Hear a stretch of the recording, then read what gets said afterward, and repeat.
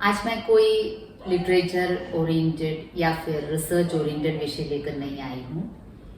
हमारा चैनल पिछले हफ्ते 1000 का लिमिट क्रॉस कर चुका है, तो मैं आप सबके प्रति तहे दिल से आभारी हूँ, ग्रेटफुल हूँ, थैंकफुल हूँ।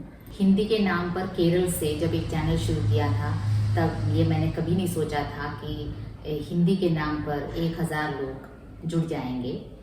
मैं काफ़ी थैंकफुल हूँ। काफ़ी कोइंसिडेंटली शुरू किया था ये चैनल। मैंने कभी सोचा नहीं था कि मैं यूट्यूब में एक चैनल शुरू करूँगी।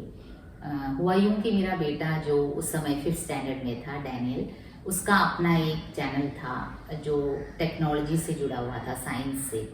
तो काफ़ी कॉम्प्लिकेटेड टेक्नोलॉजी, वो एक टेकी बेस्ड है लड़का। तो फिर वो करता था अपलोडिंग और मैं देखती थी कि ये कुछ कर रहा है यूट्यूब में। वैसे उस समय मैं ज़्यादा यूट्यूब यूज़ भी नहीं करती थी जैसे आजकल करती हूँ। आजकल तो कुछ भी ढूंढना होता है यूट्यूब में ढूंढती हूँ, जैसे हम करते हैं ना, जैसे कुकिंग या फिर हेल्थ ओरिएंटेड कुछ भी हम यूट्यूब पे सर्च करते हैं। उन दिनों मैंने ऐसा नहीं करती थी। तो फिर मैंने सोचा कि मैंने कहा मैं भी शुरू करना चाहती हूँ। तो फिर वो एकदम सरप्राइज हो गया। वो उसमें ये शंका नहीं थी कि मैं प्रेजेंट नहीं कर पाऊंगी, वो जानता था मैं प्रेजेंट कर पाऊंगी, लेकिन उसे ये शंका थी कि हिंदी में कोई चैनल शुरू करे तो कौन देखेगा, क्योंकि साइंस और टेक्नोलॉजी का ज़माना है। हिंदी कौन देखता है, उसे ऐसी एक धारणा बनी हुई थी। तो मैंने कहा कि मैं बस एक करती हूँ, एक वीडियो अपलोड करूँगी और अगर कोई देख रहा है, कोई चाहने वाला है तो मैं और करूँगी, नहीं तो रोक दूँगी, किस्सा वहीं ख़त्म कर दूँगी। और इस प्रकार पिछले अक्टूबर में पूजा के दिन यूं ही शुरू किया था। फर्स्ट अपलोडिंग एक how to do research in Hindi, ये रिसर्च ओरिएंटेड एक वीडियो था और धीरे धीरे उसको व्यूज़ मिलने लगे, कई कमेंट्स आने लगे और ये सिलसिला यूं जारी हुआ।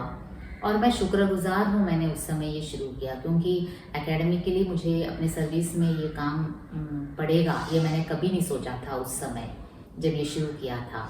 और ये टीचिंग के लिए काफ़ी लाभदायक सिद्ध हुआ। आज जब कोरोना के समय में हम घर में बैठे ही अपलोडिंग कर रहे हैं, तो ये काफ़ी लाभप्रद सिद्ध हुआ। मैं ये कभी नहीं मानती कि एक टीचर का रोल कभी रिप्लेस किया जा सकता है कंप्यूटरों के द्वारा। टीचर का रोल अलग होता है, उसकी अहमियत अलग होती है, उसमें इंसानियत होती है। केवल ज्ञान बांटना ही टीचर का रोल नहीं है, हम सब जानते हैं। लेकिन मैं इतना भी जानती हूँ कि अगर टीचर और टेक्नोलॉजी दोनों जुड़ जाए तो काफ़ी वंडर्स क्रिएट कर सकते हैं।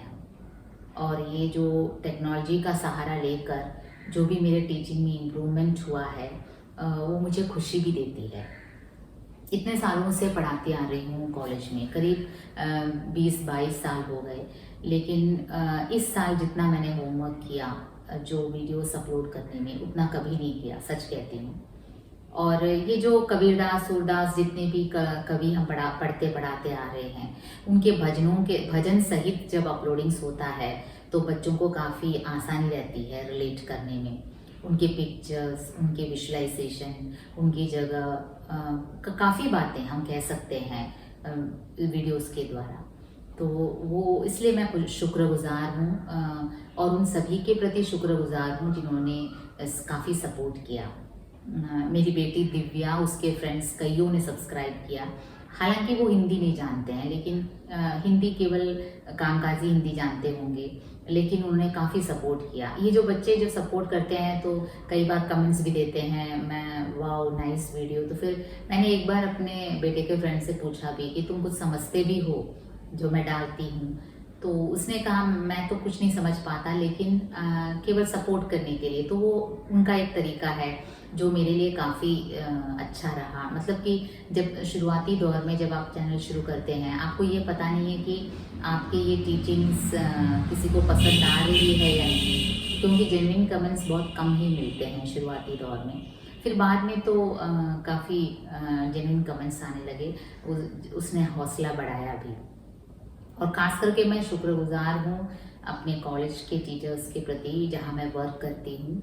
वो government arts and science college है तानूर, तो कैलीकट के पास ही है।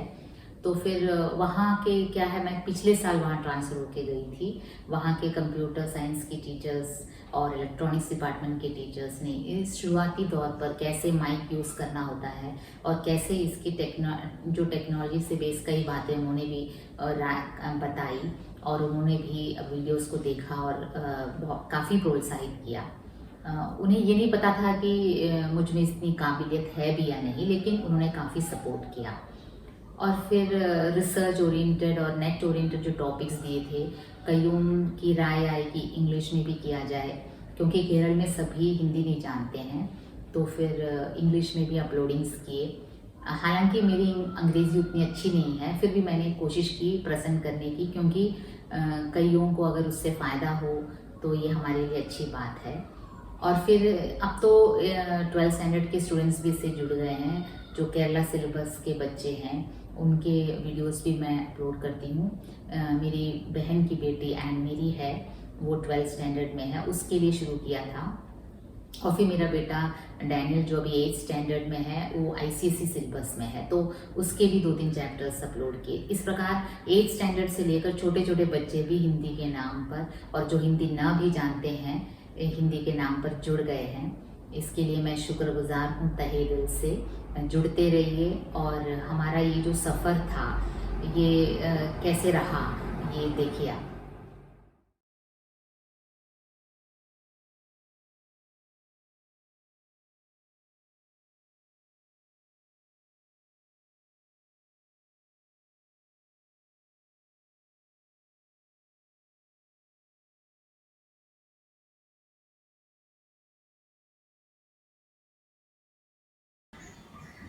Hi, I'm Dr. Sophia, working as Assistant Professor in Hindi. Are you in search of new avenues of research in Hindi literature? Are you worried about your synopsis? Are you worried about your paper presentation? Or are you a NET aspirant and worried about the concepts of new literary theories? Then you are in the right place. Our channel is everything about research related to literature. We upload videos in a weekly basis, and we give motivational videos for those who are having trouble for presenting papers or having trouble in writing their thesis. Motivational videos we upload it both in English and Hindi. Otherwise the literary concepts we keep it in Hindi. अगर आप शोधार्थी हैं और शोध से जुड़े तमाम प्रश्नों से उलझे हुए हैं, तो आप एकदम सही जगह पर हैं। हमारा चैनल शोध गुरु आपके लिए समर्पित है। चैनल रिसर्च ओरिएंटेड था, तो जाहिर है जितने भी वीडियो शुरुआती तौर पर मैंने अपलोड किए सभी रिसर्च ओरिएंटेड थे, शोध से संबंधित थे। ये वाला मेरा पहला वीडियो था, how to do research in Hindi. और उसके बाद जो भी आए, जैसे got stuck with your PhD, ये काफ़ी इसे लाइकिंग मिला, क्योंकि कई बार ऐसा होता है PhD करते करते हम स्टक हो जाते हैं, बीच में आगे बढ़ नहीं पाते, टाइम लिमिट में ख़त्म नहीं कर पाते। और PhD में ये ज़रूरी है बहुत, अपने टाइम लिमिट में ख़त्म करना और कहीं सर्विस में लग जाना, वरना PhD करते जाते हैं छात्र। तो ये काफ़ी सराहनीय था ये वाला। और उसके बाद कईयों से ये सजेशन आया कि केवल हिंदी में बोल रहे हैं तो कईयों को समझ नहीं आ रहा है, तो इसलिए फिर मैंने इंग्लिश को भी जोड़ना शुरू कर दिया अपने वीडियोस में। हालांकि मेरी अंग्रेज़ी उतनी अच्छी नहीं है, लेकिन फिर भी मैंने सोचा अगर दूसरों को भी बेनिफिट होता है तो जो भी मुझे आता था, जैसे भी मैंने इंग्लिश में भी वीडियोस अपलोड करना शुरू किया। How to get started with your PhD thesis, फिर बिब्लियोग्राफी, फिर पेपर प्रेजेंटेशन, उसमें जो डूस एंड डोंट्स हैं। पेपर प्रेजेंटेशन रिसर्च का एक अहम मुद्दा है, तो उसमें क्या ध्यान रखना चाहिए, क्या अवॉइड करना चाहिए। उसके बाद how to face your open defence, सब कुछ होने के बाद ओपन डिफेंस में बच्चों को परेशानी होती है, तो ये भी इंग्लिश में ही किया था, how to face your open defence. और रिसर्च डायरी, क्योंकि रिसर्च में एक प्रॉपर प्लानिंग बहुत ज़रूरी होता है।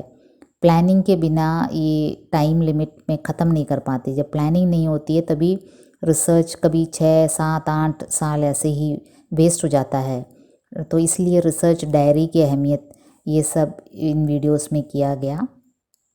और उसके बाद ये जो worried about your PhD synopsis, काफ़ी लाइकिंग मिला, काफ़ी कमेंट्स भी आए, क्योंकि ये एक तो इंग्लिश और हिंदी दोनों में किया गया था, दोनों लैंग्वेज यूज़ किया गया, तो कई लोग को बेनिफिट हुए, कईयों को। उसके बाद ये एक है सिनॉप्सिस लिखना कईयों के लिए परेशानी की बात हो जाती है, क्योंकि जब पीएचडी सिनॉप्सिस के लिए तो कोई ट्रेनिंग नहीं दिया जाता है। पीजी के बाद जब बच्चे या फिर एमफिल के बाद पीएचडी करने के लिए जाते हैं तो उनसे कहा जाता है सिनॉप्सिस लिखने के लिए। इवन टीचर्स के लिए भी मेजर या माइनर प्रोजेक्ट या कुछ दे रहे हैं तो हमें भी सिनॉप्सिस से एक दिक्कत होती है। तो ये काफ़ी लाइकिंग मिला। जितने भी रिसर्च ओरिएंटेड वीडियोस मैंने किए उसमें सबसे ज़्यादा लोगों का व्यूशिप भी इसे ही मिला, worried about your PhD synopsis. वैसे कोई भी मेरा वीडियो वायरल तो नहीं हुआ जैसे कहा जाता है आजकल, लेकिन जिन वीडियोस को ज़्यादा व्यूशिप मिला वो बहुत ही खुशी भी प्रदान करती है। तो उनमें एक है ये वरीड अबाउट योर सिनॉप्सिस। फिर नेट ओरिएंटेड टॉपिक्स लिए, नेट के लिए स्ट्रैटेजी एक्शन प्लान के लिए एक वीडियो किया, क्योंकि उसके लिए भी काफ़ी प्लानिंग की ज़रूरत होती है प्रॉपरली नेट क्लियर करने के लिए। वो एक मोटिवेशनल वीडियो था, नेट स्ट्रैटेजी और एक्शन प्लान। और जो लिटरेरी टॉपिक्स थे, पोस्ट मॉडर्निज्म जो उत्तराधुनिकतावाद है, मैजिकल रियलिज्म जादू यथार्थवाद, फिर फेमिनिज्म नारी विमर्श, एको क्रिटिसिज्म पर्यावरण विमर्श, पोस्ट कॉलोनियलिज्म उत्तर औपनिवेशिकतावाद, फिर डायस्पोरा जो हम कहते हैं प्रवासी साहित्य, दलित विमर्श, आदिवासी विमर्श और क्योर थियोरी, ये सब लिटरेरी थियोरीज के संदर्भ में लिया गया। इन सभी वीडियोस में सबसे ज़्यादा लाइकिंग और सबसे ज़्यादा व्यूशिप क्योर थियोरी को मिला। क्योर थियोरी मतलब जो LGBTQ इश्यूज़ है, जो लेस्बियन, गेज, ट्रांसजेंडर, समलैंगिक, जो किन्नर साहित्य हम कहते हैं, तो इसके लिए काफ़ी व्यूशिप मिला। ये इसमें ये खुशी भी देती है कि जब लोग इसके बारे में डाउट पूछते हैं और कमेंट्स, जेन्युइन कमेंट्स मिलता है तो काफ़ी खुशी का भी एहसास होता है। ये जो भी लिटरेरी थियोरी से संबंधित जो भी वीडियोस अपलोड किए गए थे, सभी इसमें लेक्चर मेथड अपनाया गया है, इसमें टीचिंग मेथड अपनाया नहीं गया था। बाद में जब लॉकडाउन के बाद जो भी वीडियोस अपलोड किए गए कॉलेज छात्रों के लिए, वो टीचिंग मेथडोलॉजी अपनाया गया। ये सब तो केवल लेक्चर मेथड में है। इंटरव्यूज़ का एक सिलसिला भी हमने शुरू किया था, उसमें मैं अपना सौभाग्य समझूंगी कि हिंदी के प्रखर समालोचक डॉक्टर सुधीश पचौरी जी से मुलाकात हुई थी और उनका इंटरव्यू काफ़ी ज्ञानवर्धक रहा। रिसर्च सिनेरियो के बारे में, क्या हो रहा है आज के रिसर्च फील्ड में, क्या होना चाहिए आज की यूनिवर्सिटीज़ में, मीडिया के बारे में, पोस्ट मॉडर्निज्म के बारे में, रिसर्च गाइड के दायित्व के बारे में, रिसर्च टॉपिक को कैसे चुना जाना चाहिए, ये सब उन्होंने इतने अच्छे तरीके से समझाया। और मैं जितनी भी रचनाएं मैंने सुधीश पचौरी जी की पढ़ी हैं, मैं पूरे विश्वास के साथ कह सकती हूँ कि जितना खुलकर निडरतापूर्वक वो लिखते हैं शायद ही कोई लिख पाया हो हिंदी में। हम अपना सौभाग्य समझेंगे कि उनका इंटरव्यू हम ले पाए और उसे अपलोड किया। वो भी आप ज़रूर देखिए, सुधीश पचौरी जी ऑन रिसर्च सिनेरियो। इससे एक ट्रेंड का पता चल रहा है कि जो यंग बच्चा है वो थोड़ी अंग्रेजी भी जानना चाहता है, समझना चाहता है। तुम्हारी पुरानी भाषा गई। तो अगर मान लीजिए हम कोई टॉपिक देते हैं तो वो टॉपिक थोड़ा डिलिमिट करके दे, टाइट करके, कि एक हफ्ते के अखबारों की भाषा, ये वॉल्यूम बना। टॉपिक कभी कभार बहुत वाइड हो जाता है, ये वॉल्यूम बन जाएगा आपका, क्योंकि उसमें बहुत डाटा है। और आज तो कंप्यूटर का जमाना है, कंप्यूटर में एक्सेल शीट का जमाना है, मेथोडोलॉजी तमाम दुनिया भर की आ गई, सॉफ्टवेयर आ गए हैं। ये थोड़ा सा हमें इंटरडिसिप्लिनरी करना पड़ेगा, थोड़ा कंप्यूटर वालों के पास भी जाना पड़ेगा, थोड़ा गणित वाले के पास भी जाना पड़ेगा, ठीक है ना। तो क्वांटिटेटिव रिसर्च। दूसरा है क्वालिटेटिव रिसर्च। क्वालिटेटिव रिसर्च वही हमारी ट्रेडिशनल है कि अच्छा है कि बुरा है, क्वालिटी क्या है, मसले रियलिटी से कनेक्ट कर रहा है कि नहीं कर रहा है, ये क्या नया संदेश दे रहा है, ये क्वालिटेटिव रिसर्च है। हमारे हिंदी वाले ज्यादातर क्वालिटेटिव में जाते हैं, क्वांटिटेटिव में नहीं जाते। अगर क्वांटिटेटिव में जाएं तो हिंदी कैसे बदल रही है, केरल की हिंदी कैसे है, हमारे उत्तर भारत की हिंदी कैसे है, बिहार की हिंदी कैसे, बिहार का यहां से बोलेगा, यहां से बोलेगा, यूपी वाला यहां से बोलेगा, दिल्ली वाला पंजाबी मिला के बोलेगा, केरल वाला वो जो संयुक्ताक्षर बलाघात करने वाले जो अक्षर है ना, घोष अक्षर, उनको नहीं बोल पाएगा। तो शैलियां हैं अलग अलग, है ना। इनका डाटा कलेक्ट करो तो मालूम पड़ेगा कि भाई आपने कमाल की चीज कर दी जो दुनिया नहीं कर रही है। लेकिन ऐसे टॉपिक्स ले ही नहीं रहा है। इसलिए कोई मेहनत है इसमें। और जो सुपरवाइजर है वो उसको कंडक्ट नहीं कर सकता, सुपरवाइजर की प्रॉब्लम भी है।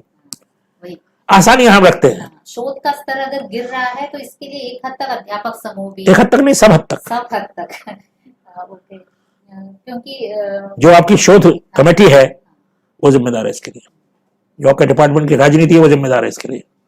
डिपार्टमेंट में नियुक्तियां दी जाती हैं, पहले ये टॉपिक दिलाएंगे उसको करा देंगे, जल्दी पीएचडी करा दें ताकि वो जल्दी उसकी नियुक्ति हो जाए। तो जब तक हिंदी की पढ़ाई सीधे नियुक्ति से जुड़ी हुई है तब तक हिंदी में कुछ अच्छा काम नहीं हो सकता, नहीं हो सकता। शोध तो वैसे भी डिग्री से जुड़ा है और डिग्री जॉब मार्केट से जुड़ा यस, है, तो नेचुरली बच्चे के मन में शोध से ज्यादा जॉब। पीएचडी कर लेता है लेकिन जीरो आता है, उसे कुछ नहीं आता है, उसे अपने उस सब्जेक्ट के बारे में नहीं आता जिस बारे में उसने पीएचडी की।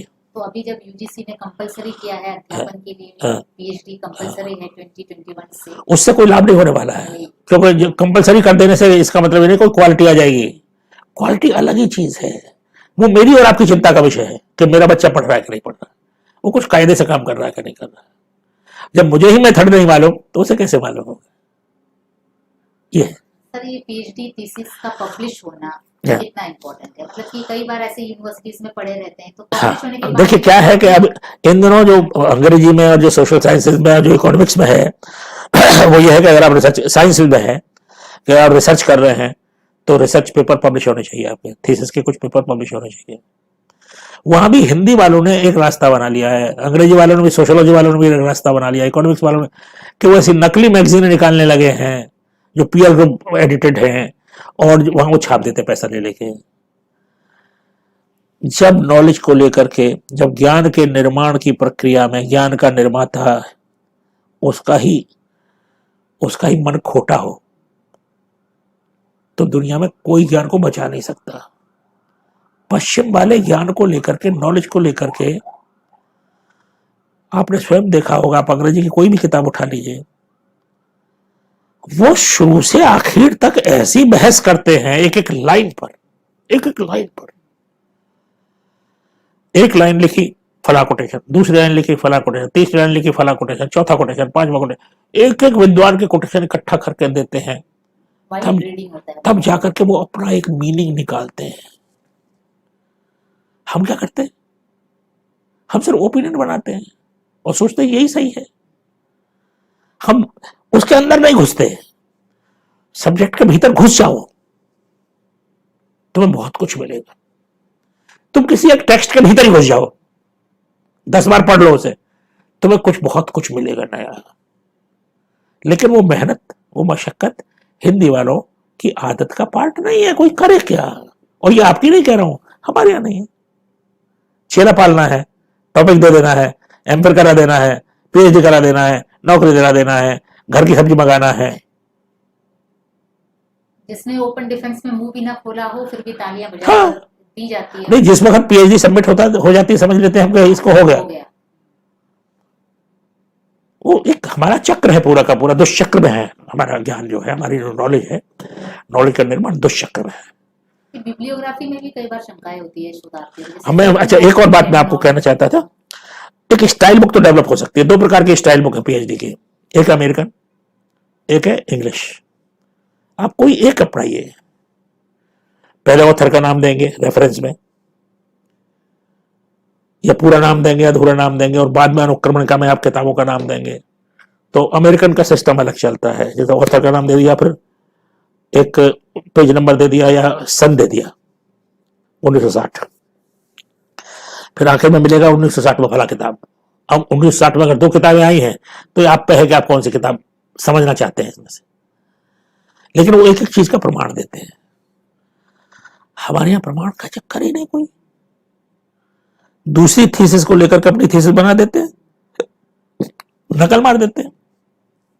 ये हिंदी के प्रति द्रोह है, ये हिंदी के प्रति हिंदी वालों की ही दुश्मनी है जो वो निभा रहे हैं। इसीलिए हिंदी हीन भाषा है। अरे एक हिंदी वाला अपने ऐसे करके क्यों मिलेगा किसी से? किसी अंग्रेजी वाले से दबे क्यों हिंदी वाला? वो दबाए नहीं। मैं कोई एडवोकेट नहीं कर रहा हूं इस बात को कि वो दबा दे, नो, न दबे न दबाए। सब भाषाएं बराबर है, सब मनुष्य बराबर है। किसी के पास कोई कम अकल है कि ये जो मजदूर है, ये जो रेस्टोरेंट चलाता है, ये जो बर्तन धोता है, कि कोई कम अकल वाला है? नो। वो उस विद्या में है, मैं इस विद्या में हूं, सिर्फ इतना फर्क है ना। लेकिन एक कॉम्प्लेक्स बना रहता है ना, हाँ, तो मगर वो पता गलत नहीं क्यों। तोड़ने से होगा, हाँ, तोड़ना चाहिए। तोड़ने से होगा। हमारे यहाँ बच्चों में रिसर्च टॉपिक चुनते वक्त नए नए लेखकों की रचनाओं को चुनने की एक होड़ सी लगी रहती है। हाँ अरे अभी छपा नहीं, अभी नाम भी हाँ, फेमस उसका नहीं कारण हुआ। क्या है कि वो हाँ, आसान है, उसमें कुछ ओरिजिनलिटी लगती है, उसमें कुछ पीआरशिप भी होती है। ओ, फलाने लेखक को बता दिया मैं आपके ऊपर रिसर्च कर रहा हूँ, वो लेखक वाला थोड़ा यूं घूमता है तो मेरे ऊपर रिसर्च हो रही है। वो रिसर्च नहीं है, वो रिसर्च नहीं है। उसमें जो लिखा गया उसी के बारे में बता रहे हो ना, तो वो रिसर्च कैसे हो गई? हाँ भाई। सुदेश पचौरी जी का ये वाला इंटरव्यू आप लोग ज़रूर देखिएगा। और मुझे तो पर्सनली सबसे ज़्यादा खुशी तब हुई जब चैनल के बारे में पचौरी जी ने यूँ कहा। सर हमारा ये चैनल रिसर्च ओरिएंटेड है। मुझे मुझे सबसे पहली बात तो ये कहनी है आपसे कि आप इतनी इनोवेटिव हैं कि आपने यहाँ ये रिसर्च चैनल शुरू कर रखा है। मैं तो चाहता हूँ कि कोई दिल्ली यूनिवर्सिटी में भी शुरू करे इसे, थैंक यू सर। कोई लखनऊ यूनिवर्सिटी में भी शुरू करे इसे। मेरे पास समय नहीं है, मैं इसमें बस मैं इसको मैनेज नहीं कर सकता, मैं और चीजें पढ़ने में लगा हुआ हूँ। तो ये मेरे लिए बहुत अच्छी बात है कि आपने ये चैनल बना रखा है, इससे बच्चों को काफी बल मिलेगा। तो मेरी शुभकामनाएं। अब बताएं। Thank you sir. इंटरव्यूज़ के सिलसिले में श्री शंकरा यूनिवर्सिटी के professor doctor Sreelatha Vishnu teacher के प्रति मैं विशेष आभारी हूँ। उन्होंने हिंदी की वरिष्ठ लेखिका मनीषा कुलश्रेष्ठ जी के साथ जो इंटरव्यू लिया वो हमारे चैनल में अपलोडेड है, बातों ही बातों में वो अपलोडेड है। और काफ़ी रोचक रहा उनका इंटरव्यू, आप लोग वो भी देखिएगा। और इंटरव्यूज़ की जब बात होती है तो मुझे हमेशा ये लगता है कि कुछ साल पहले अल्पना मिश्र जी से मुलाकात हुई थी दिल्ली में, और ट्रिवांड्रम में पवन करण जी से मुलाकात हुई थी, लेकिन उस समय ये चैनल नहीं था और मैं अपलोड नहीं कर पाई, वरना कितना अच्छा होता अगर उस समय ये चैनल होता, ऐसे मैं सोचती हूँ। और ये सिलसिला जारी रहेगा, और भी जितने भी लेखकों से मुलाकात अगर हो पाएगी तो उनका इंटरव्यूज़ अपलोड करने की मेरी पूरी की पूरी कोशिश होगी। केरल के यूनिवर्सिटीज़ की जो पीएचडी रजिस्ट्रेशन या फिर पीएचडी एंट्रेंस टेस्ट की जो नोटिफिकेशंस आती हैं समय समय पर, उन्हें बिना विलंब के अपलोड किया जाता है। पूरी कोशिश रहती है ताकि सूचना जितनी जल्दी हो सके मिल सके। पूरी डिटेल्स दी जाती है, जैसे फ़ीस कितना है और एलिजिबिलिटी क्राइटेरिया क्या है, एंट्रेंस टेस्ट के बारे में। अभी तो लॉकडाउन के कारण एक टेस्ट अभी चलने को भी है, सभी वेट कर रहे हैं ईगरली, पता नहीं क्या होगा इस साल। और पीएचडी से संबंधित केरला यूनिवर्सिटी के professor and head doctor Jayachandan sir से एक इंटरव्यू हुई थी, वो काफ़ी उपयोगी रहा सबके लिए। उन्होंने ये वाला वीडियो किया था, ये everything you wanted to know about PhD right from the beginning, जैसे पीएचडी रजिस्ट्रेशन के लिए क्या करना होता है, कोर्स वर्क क्या होता है, एमफिल और पीएचडी का क्या अंतर है, और फिर पीएचडी के सभी पीएचडी से जुड़े सभी मुद्दों पर उन्होंने अच्छी तरह से समझाया। वो काफ़ी लाभप्रद हुआ। कई लोगों ने उस पर कमेंट किया और कईयों ने कहा कि और टॉपिक्स से भी सर से करवाएं, और सर ने हाँ भी की है। और वो वाला वीडियो काफ़ी यूज़फुल था, तो मैं जयचंदन सर के प्रति विशेष आभारी हूँ, क्योंकि कई शंकाएं रहती हैं जो नए नए आते हैं इस क्षेत्र में। पीजी के बाद बच्चों को ज़्यादा कुछ पता भी नहीं होता है, और पीएचडी में एक्चुअली क्या होता है, कितने साल लगता है, पार्ट टाइम पे सभी मुद्दों पर उन्होंने इस वीडियो में, और वो अभी भी उसकी व्यूशिप बहुत बढ़ती जाती है, मतलब देखते हैं लोग उसे, जानकारी मिलती है उससे। तो वो एक अच्छा इंटरव्यू रहा जयचंद्रन सर के साथ। रेगुलर कॉलेज गोइंग स्टूडेंट्स के लिए जब वीडियोस अपलोड किए जाने लगे तो मैं ये पूरा विश्वास के साथ कह सकती हूँ कि जितना मैं traditional teaching way of teaching में कर सकती थी उससे कई गुना ज़्यादा कर पाई हूँ इन वीडियोस के ज़रिए। ख़ास करके जब भजन वगैरह सुनाया जा सकता है और लेखकों की जो पिक्चर्स हैं विजुअलाइजेशन किया जा सकता है, बच्चों को रिलेट करने में भी आसानी होती है। तो मैं इस बात में मैं काफ़ी खुश हूँ कि जितना मैं क्लास में न कर पाती उससे कई गुना ज़्यादा वीडियोस के द्वारा कर पा रही हूँ। ये एक बहुत अच्छी बात है, खुशी देने वाली बात है। तो बच्चों को इससे लाभ होगा। कई यूनिवर्सिटीज़ के, केरला यूनिवर्सिटी के भी किए हैं और कैलिकट यूनिवर्सिटी के, और भी जितने भी जुड़ जाएंगे उतना ही अच्छा ही है। अपडेटिंग होता रहता है। काफ़ी होमवर्क भी करना पड़ा, मतलब कि एक छोटे से वीडियो करने पर भी काफ़ी खोजबीन करनी पड़ी और इसमें खुशी भी मिली। तो इस लॉकडाउन के समय मतलब कि एंगेज रहा मन, ये इसलिए ये एक ख़ास खुशी है, क्योंकि इतना तो मैंने कभी नहीं किया होमवर्क, मतलब अपने पूरे टीचिंग एक्सपीरियंस में। हर एक लेखक के जब करते हैं तो क्योंकि आप अपलोड कर रहे हैं, वो रिकॉर्डेड है, तो उसमें उसकी विश्वसनीयता पर आपको कई बार शक होता है, आप जो कह रहे हैं ठीक है या नहीं। तो ये एक अच्छा एक्सपीरियंस था। तो हम तो चाहते हैं कि सभी टीचर्स को अपना पर्सनल यूट्यूब चैनल शुरू कर देना चाहिए, क्योंकि होता ये है कि हमारे लिए भी लाभदायक होता है टीचर्स के लिए। कोई और टीचर कोई और फील्ड में माहिर होगा तो वो अपलोड करेंगे, तो टीचर्स की जो होती है विश्वसनीयता रहती है, वो काफ़ी रिसर्च करके कुछ कहते हैं, तो फिर हमें भी क्विक रेफरेंस के लिए आसानी हो जाती है। कई बार ऐसे होता है कि हमें ये दिक्कत होती है कि कुछ समझ में नहीं आ रहा है तो किससे पूछें। तो अगर टीचर्स ऐसे शुरू करें तो ये बहुत ही अच्छी बात होगी, क्योंकि एक बार जब वीडियो अपलोड हो जाता है तो छात्र उसे रिपीट करके देख सकते हैं, जब भी चाहे देख सकते हैं। लर्निंग एनी टाइम एनीवेयर है और टीचर्स के लिए भी काफ़ी यूज़फुल होगा। कई बार कई बातें ऐसे हैं जो हमें डाउट उत्पन्न होता है, कई पोइट्रीज़ में या फिर कोई थियरीज़ में, तो कोई अगर टीचर्स ऐसे अपलोड करते हैं तो ये सभी के लिए काफ़ी लाभदायक सिद्ध होगा।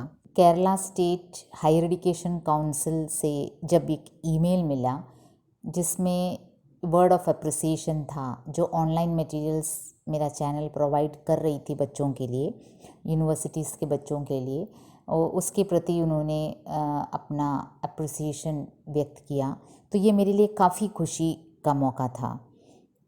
For this word of appreciation I would really like to thank Kerala State Higher Education Council. It was indeed a moment of joy when I found this email in my inbox. The email was appreciating actually the valuable contribution towards the repository of the Kerala State Higher Education Council for the online study materials my channel had provided. I would like to thank Kerala State Higher Education Council from the bottom of my heart. उपन्यास सम्राट प्रेमचंद जी के 140th birth anniversary पर कुछ videos करके काफ़ी सुकून प्राप्त हुआ, क्योंकि कई जानकारी उनके बारे में प्रेमचंद तो सभी जानते हैं, मैं भी जानती हूँ, कब से पढ़ाती आ रही हूँ, लेकिन जब ये वीडियोस किए उनके बारे में तो काफ़ी रिसर्च करना पड़ा उनके जीवन के बारे में, उनके लेखन के बारे में, तो वो एक अलग अनुभव रहा और काफ़ी सुकून प्राप्त हुआ प्रेमचंद जी के उन वीडियोस को करने पर। ये भी एक नया अनुभव रहा। बुक रिव्यू के लिए एक प्लेलिस्ट शुरू किया था, उसमें सुधीश पचौरी जी की लेटेस्ट इसी साल प्रकाशित हुई तीसरी परंपरा की खोज नामक बुक रिव्यू किया गया, लेकिन अभी वो आगे नहीं मतलब कि ज़्यादा बुक रिव्यू नहीं कर पाए, उसमें सिर्फ एक ही बुक का रिव्यू है। आगे करने की कोशिश की जाएगी, क्योंकि जब लाइब्रेरीज़ खुल जाएंगे तो उसे भी आगे बढ़ाने की इच्छा है। हाल ही में 2 नए प्लेलिस्ट हमने शुरू किए थे, जो एक तो है इट्स स्टोरी टाइम कहानी को लेकर। उसमें प्रेमचंद जी के ऑल टाइम फेवरेट स्टोरीज़ का ऑडियो विजुअल दिया गया था, 3 स्टोरीज़ का। और कविता प्लेलिस्ट में पोइट्री लवर्स के लिए कविता, जो काफ़ी शॉर्ट वीडियोस हैं, 2 मिनट से 5 मिनट तक, बस छोटी छोटी कविताएं पोएट्री लवर्स के लिए काफ़ी यूज़फुल है। और जिसके पास ज़्यादा वक्त भी नहीं है, आजकल वक्त भी कम रहता है, तो उनके लिए ये शॉर्ट शॉर्ट पोइट्री क्लिपिंग्स काफ़ी यूज़फुल हैं। और सबसे बड़ा मोड़ तो उस समय आया जब मैंने अपनी बहन की बेटी है एंड मेरी, उसके लिए, वो +2 कर रही है, 12th स्टैंडर्ड में है, तो उसके लिए उनके चैप्टर्स अपलोड किए, केरला सिलेबस के जो +2 के 3 चैप्टर्स अपलोड किए। तो उससे काफ़ी फ़ायदा हुआ कि बहुत सारे सब्सक्राइबर्स, +2 लेवल के छात्र, टीचर्स सब जुड़े इस परिवार से। वो एक अलग मोड़ था मेरे चैनल के लिए, उनके प्रति मैं आभार व्यक्त करना चाहूँगी। और मेरा बेटा डैनियल, वो 8th स्टैंडर्ड में ICSE में है, तो उसके फ्रेंड्स के लिए और उसके लिए मैंने 2 वीडियोस उनके सिलेबस के किए।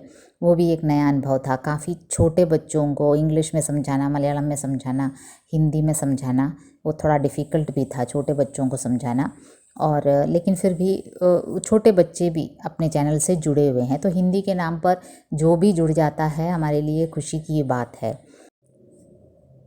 कैलिकट यूनिवर्सिटी के कई छात्र जिन्हें मैं जानती नहीं हूँ, लेकिन उन्होंने काफ़ी रिक्वेस्ट उन्होंने किया कि ये मैडम ये लेके दीजिए, मैम ये वाला चैप्टर कीजिए या फिर ये वाला नॉवल कीजिए।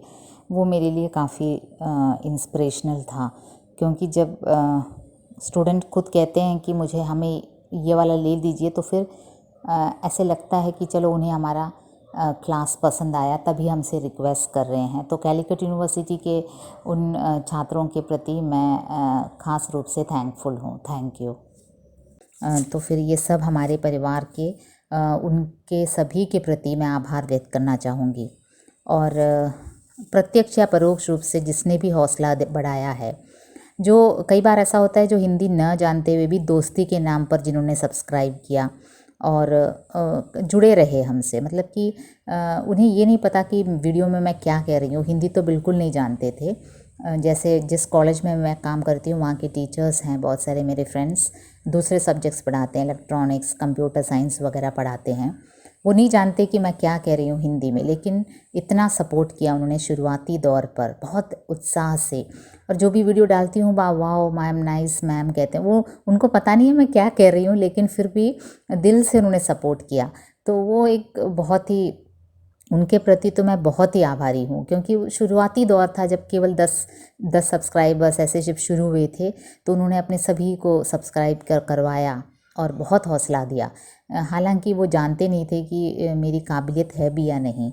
मैं नई नई ट्रांसफ़र होके गई थी उस कॉलेज में, उनको मेरे बारे में कुछ भी नहीं पता था, लेकिन बहुत ही उनके प्रति तो मैं ख़ास आभारी हूँ। सभी को एक बार फिर धन्यवाद अदा करना चाहूँगी। जुड़े रहिए, सही सलामत रहिए। Thank you.